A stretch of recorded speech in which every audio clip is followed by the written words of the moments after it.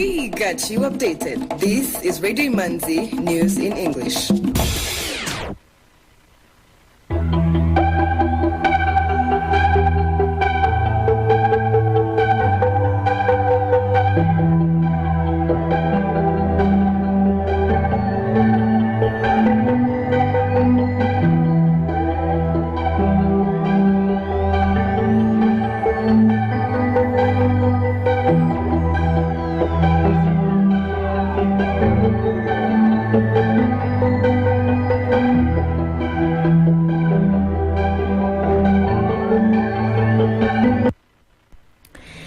You are tuned to Radio Imanzi, broadcasting from Kigali. Here is the news in English, brought to you by Fiona Umuganwa. The headlines. Environmental experts say the management of electronic equipment is a major issue. A new maize milling and animal feeds factory has been launched in the Chumbe district with the support of Haifa International. The Global Mercy, the world's largest civilian hospital ship, made its debut in Africa in the port of Dakar, where it will stay for 4 weeks to train health professionals.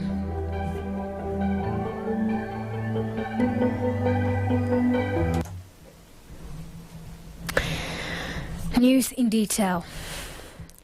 The city of Kigali has dedicated a street for children in Bidjogo, Nyarugenge district, Kigali city, located on KN 113 street. The move is meant to create a safe space for children from all walks of life to express their creativity and improve their social interaction.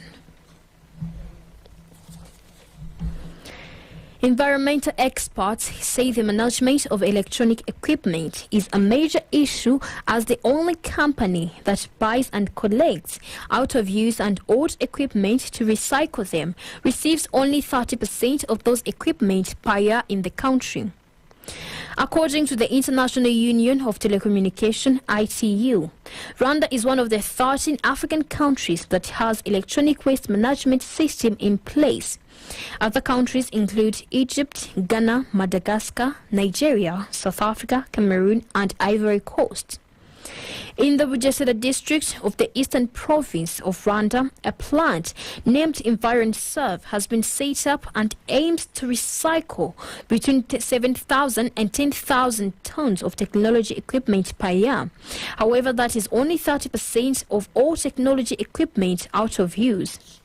Sebera Steve, a communications officer at the plant, says what they're doing to get even the remaining 70% of this equipment.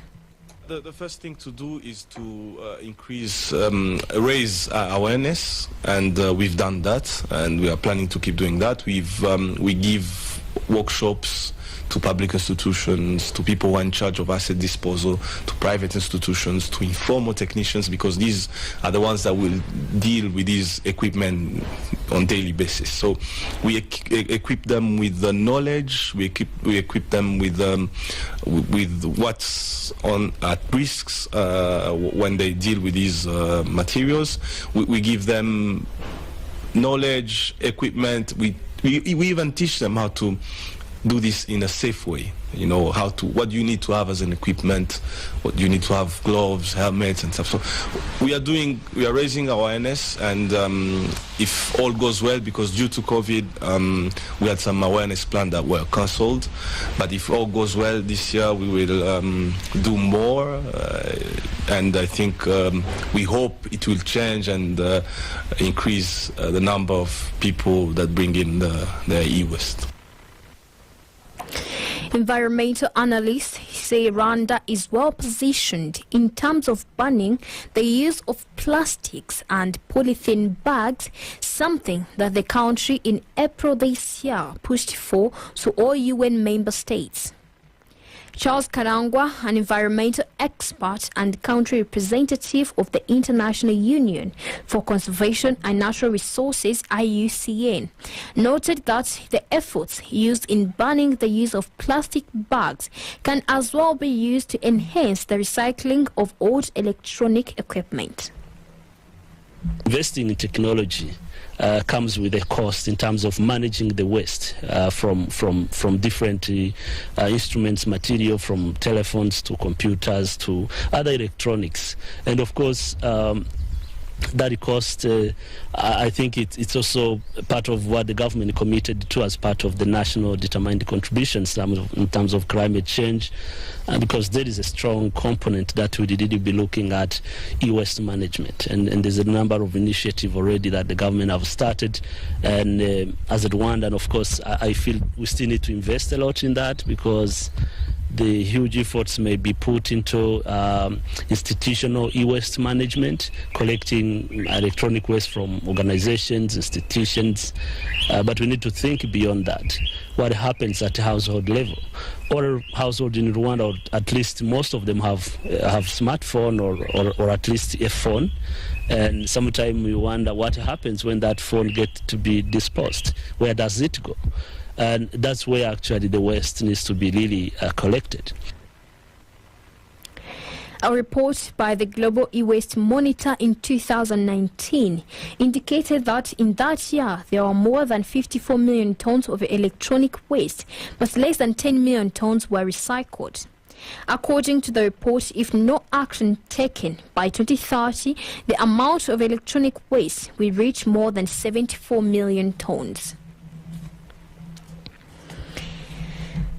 The African Management Institute, in partnership with the MasterCard Foundation, has awarded the best performing entrepreneurs in Rwanda through the Emmy Resilience Prize.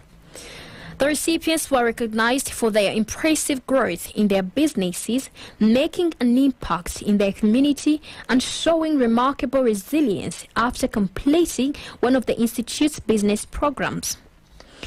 Recognizing the challenges brought about by the COVID-19 pandemic, the Army Resilience Prize celebrates the achievements and persistence of entrepreneurs who completed at least one of the Institute's programs.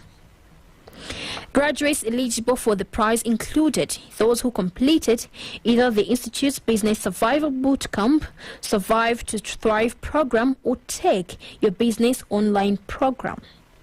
To celebrate these impressive entrepreneurs, the African Management Institute organized a series of countrywide outreach events and heard how the skills acquired from the Institute's programs improved their business performance and enabled them to network with each other and grow their businesses.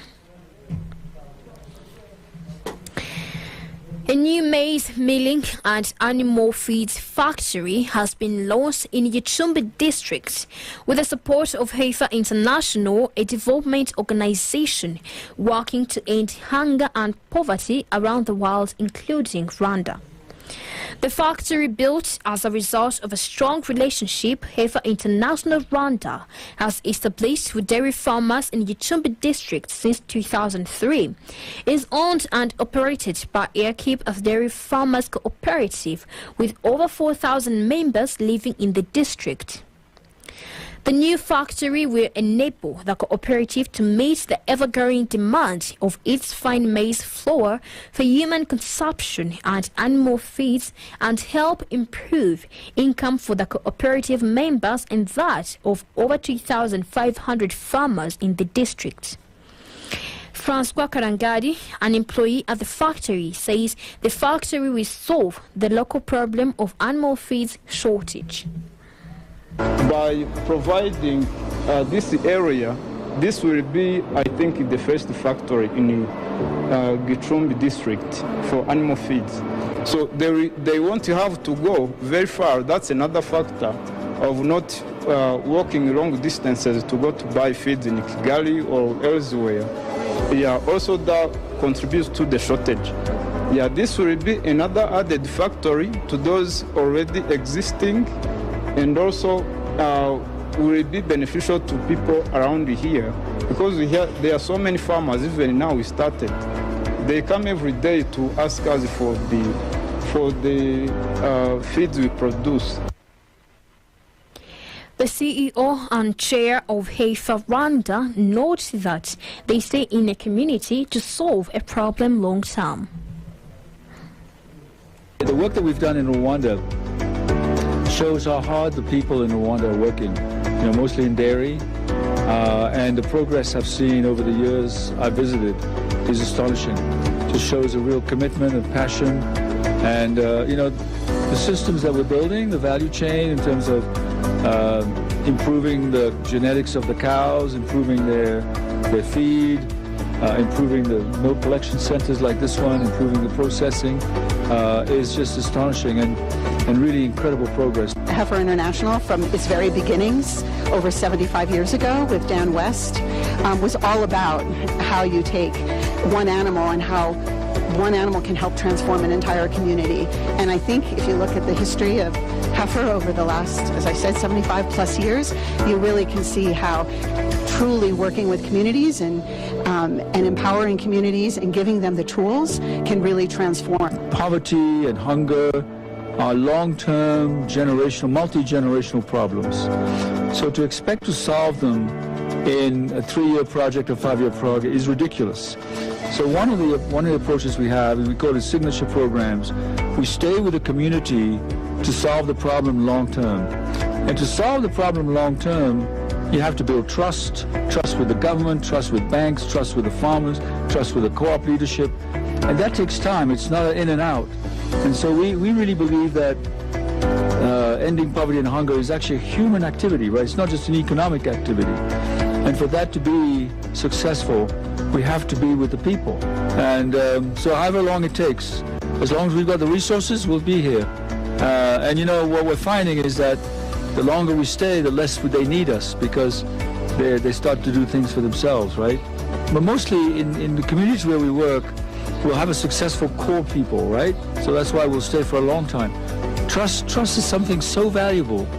It should not be discarded too quickly, so we want to build on that trust. So my key takeaway is that Rwanda is already, but will be an even more successful country in the future. The thing we know about value chains are that production, whether it be milk production or rice production or maize production or chicken production, is generally the least profitable part of the value chain. So as you know, we're encouraging farmers to be involved in the work that produces finished goods. The finished goods is where the profit is. The closer you are to consumers, the more money the farmers can make. Okay, but to be successful that way, the farmers have to continue owning the commodity, whether it be milk or rice or whatever the commodity is. And that's what we're working towards. So with EKE and with the commodity, with the co-op here, we're already in discussions about, can you get involved in the processing of milk? So into ice cream, for example, or sour milk or cheese or whatever. That's how to make more money. And at the end of the day, that's what we want to do. We want to create wealth for the farmers, right? And if you don't involve them all the way to consumers, it's hard. Because the production, just to repeat something I've just said, the profitability at the production point is low. But the profitability at the retail point is high. To everyone that's here in the community, everyone is committed to improving lives and earning for everyone in the communities a living income. And that's what it's all about. Since 2000, Heifer International has supported 1.4 million Rwandan families through projects that improve nutrition and economic security and targets to move 300,000 others to sustainable living by 2030. Some items of international news on Radio Imanzi.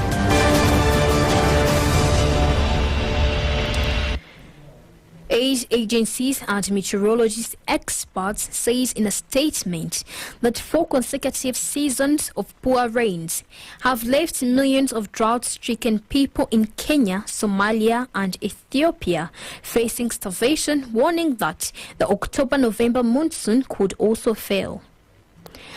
The statement said the unprecedented drought is a climatic event not seen in at least 40 years. The 2022 March-May rainy season appears likely to be the driest on record.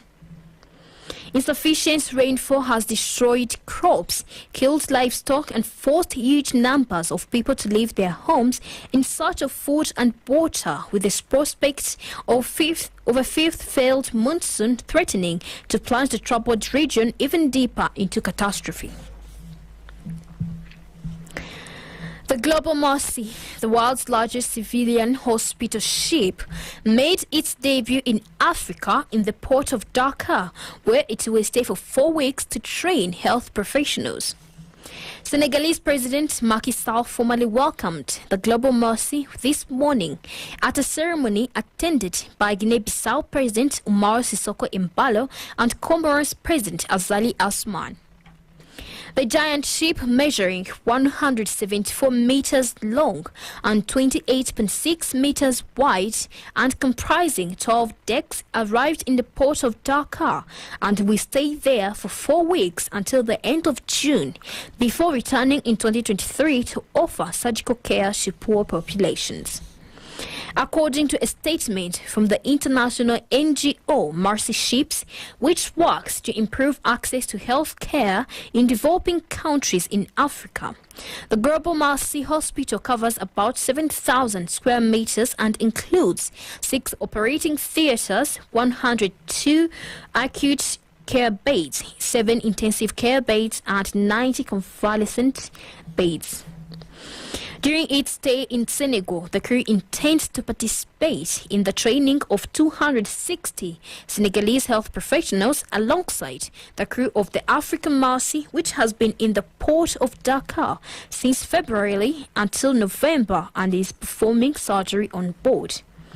At the end of June, the Global Mercy will return to the Canary Islands for the complete and final dressing of the ship. Mercy Ships plans to return in early 2023 to conduct training and surgery.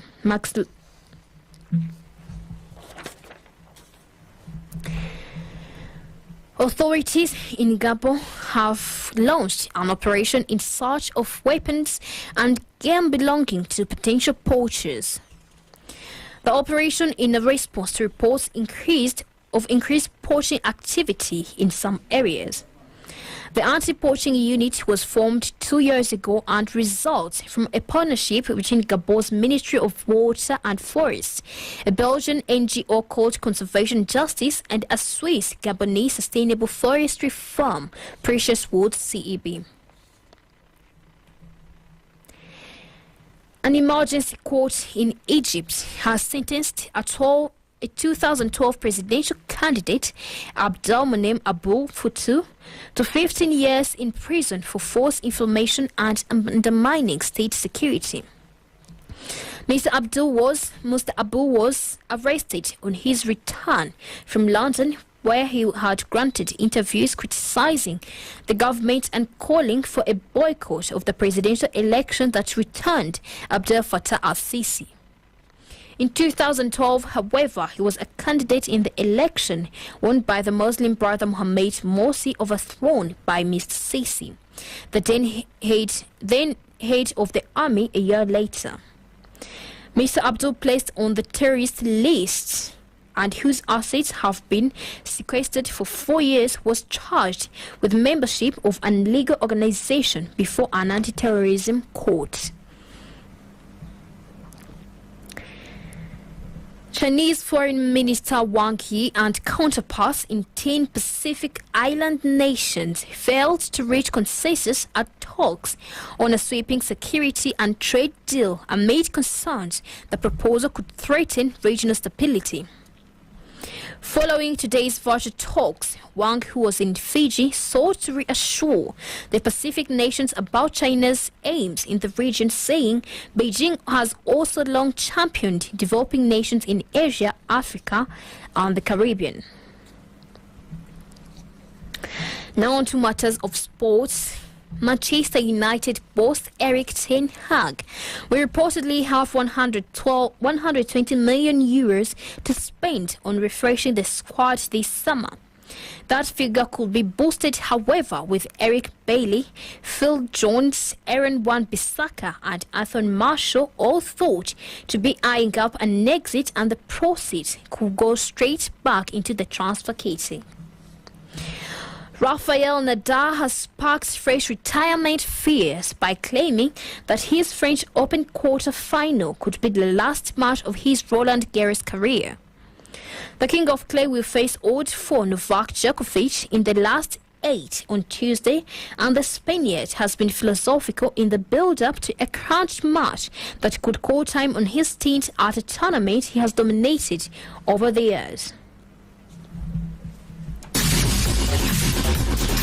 Economic news is a regular feature on Radio Imanzi. Now the Rwanda Stock Exchange market report. The trading session recorded a total turnover of 56,960,200 Rwandan francs worth of bonds traded in 3 deals with the fixed income market and 20,081,800 Rwandan francs from 114,500 shares traded in 3 deals on the equities market. M10 Rwanda closed the counter at 178 Rwandan francs. The trading session recorded its total turnover of 19,951,800 Rwandan francs from 114,000 shares traded in 2 deals. Bank of Kigali closed the counter at 260 Rwandan francs. The trading session recorded a total turnover of 130,000 Rwandan francs from 500 shares traded in 1 deal. Bredwa closed the counter at 160 Rwandan francs. I&M Bank closed the counter at 43 Rwandan francs. Simerwa at 120 Rwandan francs. Equity Bank at 440 Rwandan francs. Kenya Commercial Bank at 370 Rwandan francs. National Media Group at 1,200 Rwandan francs, Uchumi Supermarket at 104 Rwandan francs, and RH Buffalo closed the counter at 526 Rwandan francs as the market closed. The currency market review of today. Tanzanian shilling buying price was 8.6 Rwandan francs, and the selling price was 8.8 Rwandan francs.